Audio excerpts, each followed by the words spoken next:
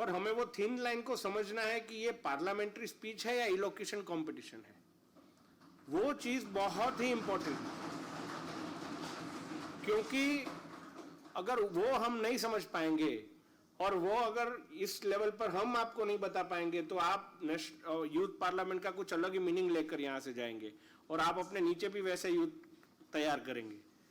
दूसरा चीज है कि आपको जो इश्यू, मतलब हम अगर मैं मेरी बात करूं, बांसुरी जी से मैं कभी कंपेयर नहीं करूंगा बोलने में, पर मैं मेरी बात करूं तो मुझे 5 मिनट अगर पार्लियामेंट में बोलना है, आप मानोगे नहीं, मैं 2.5-3 घंटे उसकी तैयारी करता हूं। 2.5-3 घंटे अगर 5 मिनट के लिए मुझे मेरी बात रखनी है तो। क्यों?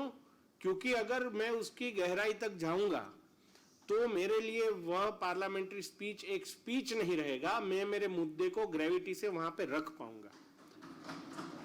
अगर आपको 3 मिनट यहां पे दिया है और उसके लिए सिर्फ आप 30 मिनट तैयारी कर लेंगे और अब बताएंगे कि ठीक है, मैंने फ्लो में एक बार मेरे फ्रेंड के सामने बोल दिया, एक बार वॉशरूम में रिहर्स कर दिया, नाउ आई एम रेडी, तो कहीं ना कहीं ऐसी संभावनाएं हैं कि you may lose the track, you may gate derailed from your topic, because उतनी गहराई में आप नहीं गए।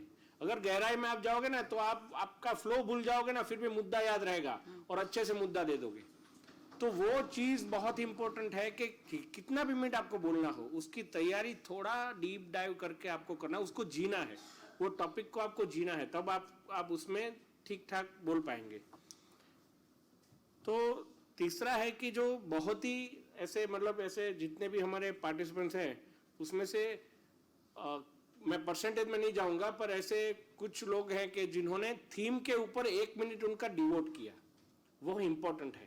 आपको एक थीम दिया था, थीम को लेके आपको अपनी बात रखनी थी, तो हमारी जो मिनट्स है उसमें थोड़ा, मतलब 30-35% उसमें हमें हमारी थीम पर बोलना है, तो वह चीज़ पे हमें थोड़ा ध्यान रखना है।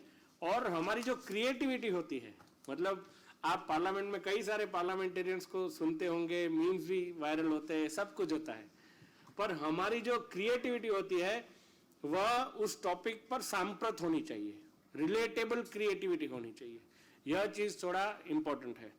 और लास्ट बात मैं आपको सिर्फ यही एक बताना चाहूंगा कि आपका पार्लियामेंट्री स्पीच कभी भी पार्लियामेंट में अटेंशन सीकिंग नहीं होना चाहिए।